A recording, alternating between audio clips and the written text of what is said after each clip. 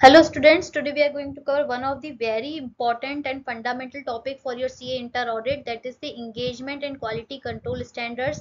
अब देखिए स्टार्ट करते हैं सबसे पहले with the meaning of engagement. तो एंगेजमेंट का मतलब है basically arrangement to do some task, यानी जब भी कोई एक पर्सन दूसरे पर्सन को इंगेज करता है टू डू सम टास्क तो उसको कहलाता है, वो कहलाता है engagement. In the same sense अगर कोई क्लाइंट किसी प्रैक्टिशनर को अपॉइंट करता है किसी भी ऑडिट के लिए, रिव्यू के काम के लिए, अश्योरेंस एंगेजमेंट के लिए या रिलेटेड सर्विस के लिए, तो उस पर्टिकुलर काम को किस तरीके से करेगा वो प्रैक्टिशनर, तो इसके लिए कुछ स्टैंडर्ड्स बनाए गए हैं।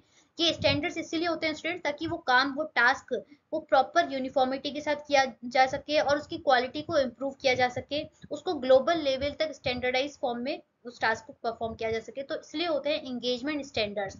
तो हमारे इसमें है कि स्टैंडर्ड्स 4 टाइप्स के एंगेजमेंट स्टैंडर्ड्स होते हैं, SA, SRE, SAE और SRS। तो हम इसी को वन बाय वन कवर करने वाले हैं। तो एंगेजमेंट स्टैंडर्ड्स के ही ये चारों टाइप हैं।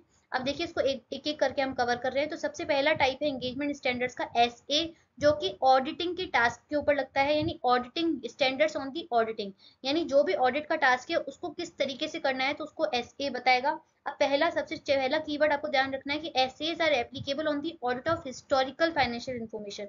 हिस्टोरिकल मतलब जो हिस्ट्री है, जो हो चुका है, बुक्स ऑफ अकाउंट्स में ऑलरेडी रिकॉर्डेड है, तो उसको काम को करने के लिए जो स्टैंडर्ड्स होते हैं वो कहलाते हैं एसएस। अब दूसरा यहाँ पे चीज आप ध्यान रखनी है, यहाँ पे जो प्रैक्टिशनर होगा वो रीजनेबल लेवल ऑफ अश्योरेंस देगा।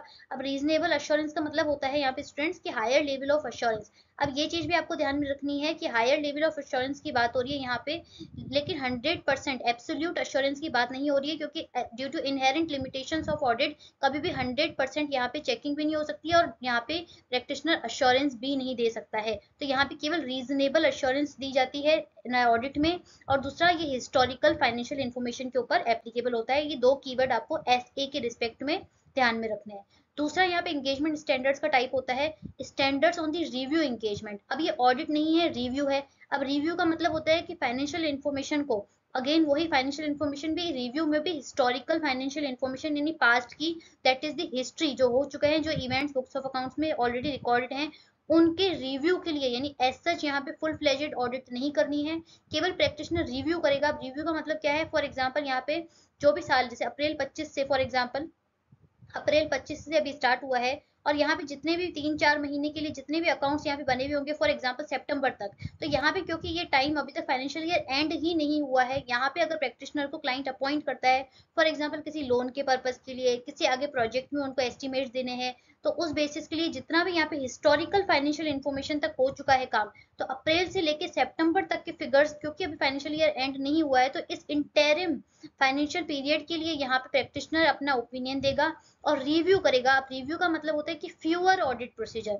ऑडिट के कंपैरिजन में कुछ कम ऑडिट प्रोसीजर लेगा, और यहाँ पे जो अश्योरेंस का लेवल भी होगा वो रीजनेबल ना होके लिमिटेड अश्योरेंस ही होगा, यानी रीजनेबल से कम लेवल का अश्योरेंस प्रोवाइड करवाएगा। उसका रीजन सिंपल सा है, क्योंकि अभी फाइनेंशियल ईयर एंड हुआ ही नहीं है, तो उसके ऊपर पूरी इन्फॉर्मेशन नहीं है प्रैक्टिशनर के पास, पूरे ऑडिट प्रोसीजर भी परफॉर्म नहीं कर पाएगा, तो इसलिए वो रीजनेबल अश्योरेंस ना देके लिमिटेड अश्योरेंस देगा इस हिस्टोरिकल फाइनेंशियल इन्फॉर्मेशन के ऊपर।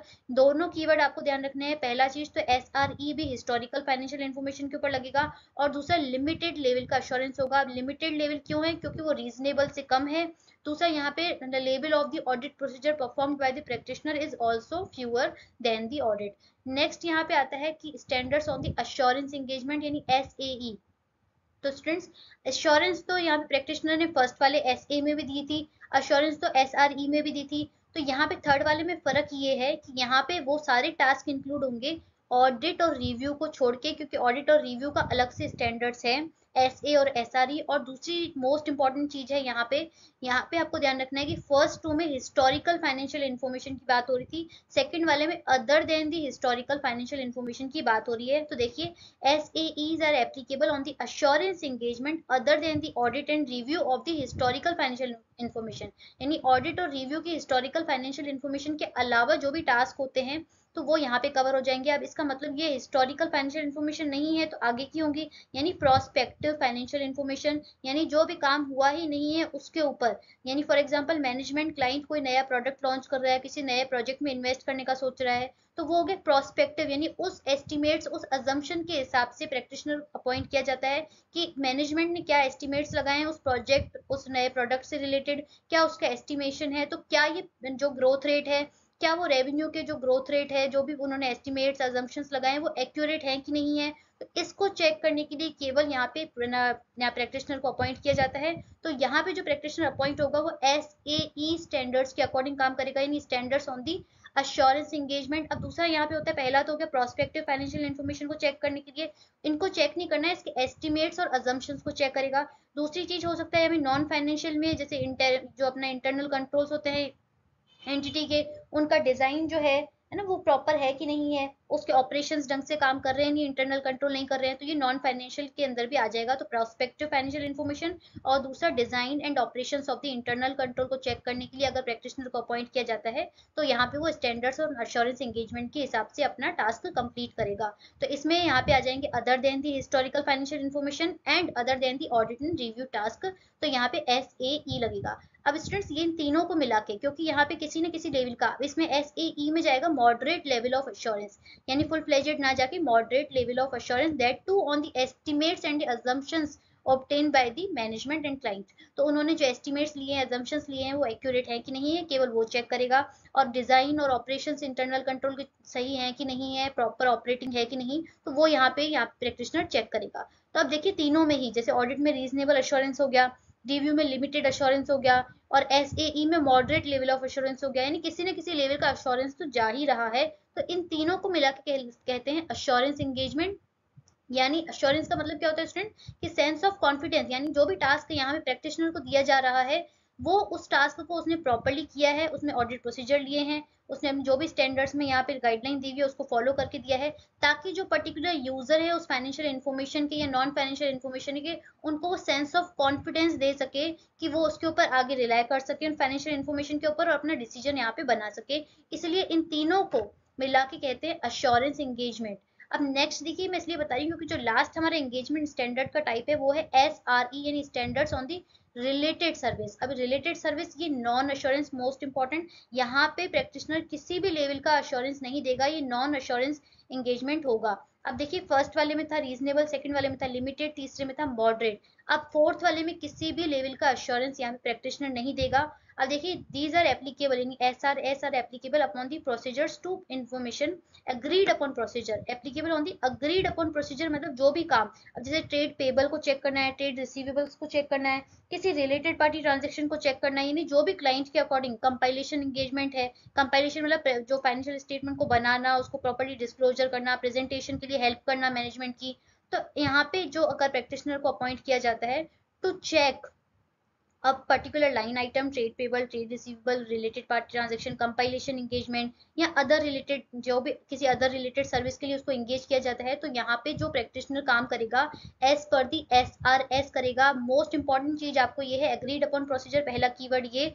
अब दूसरा आपको कीवर्ड ध्यान रखना है कि ये नॉन अश्योरेंस एंगेजमेंट है, इसमें किसी भी लेवल का न तो प्रैक्टिशनर ओपिनियन देगा न कोई अश्योरेंस देगा, जो काम उसको क्लाइंट ने मैनेजमेंट ने दिया है बस वो उतना ही करेगा एज पर दी SRS, इसके अलावा कोई ओपिनियन कोई अश्योरेंस नहीं देगा। तो ये आपको देखना है। अब देखिए स्टूडेंट्स ये चारों हैं हमारे एंगेजमेंट स्टैंडर्ड्स के टाइप, जिसमें से पहले तीन हो गए अश्योरेंस एंगेजमेंट और लास्ट वाला था हमारा नॉन अश्योरेंस एंगेजमेंट। इन चारों को मिला के कहलाते हैं ये एंगेजमेंट स्टैंडर्ड।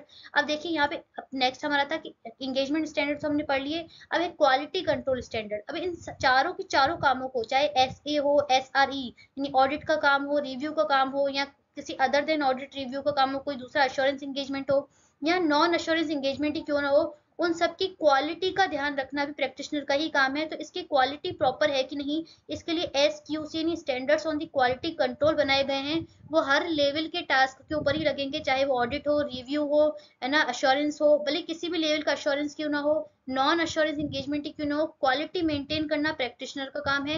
वो हर टास्क के ऊपर, हर एंगेजमेंट के ऊपर एसक्यूसी का, अभी हमारे स्टैंडर्ड्स ऑफ क्वालिटी कंट्रोल एक ही है, एसक्यूसी 1, तो वो हर टास्क के ऊपर एप्लीकेबल रहेगा to maintain the regulatory requirement. जो भी लीगल रिक्वायरमेंट है, रेगुलेटरी रिक्वायरमेंट है, प्रॉपरली रिपोर्ट ढंग से इशू हो रही है कि नहीं हो रही है, तो वो यहाँ पे चेक करने के लिए SQC 1 her level of task पे यहाँ पे एप्लीकेबल रहेगा। तो स्टूडेंट्स, ये था हमारे engagement and quality control standards, one of the very important fundamental topic for your CA inter audit. तो आई होप आपको समझ में आया हो, and for more such content please like and subscribe our channel. Thank you so much.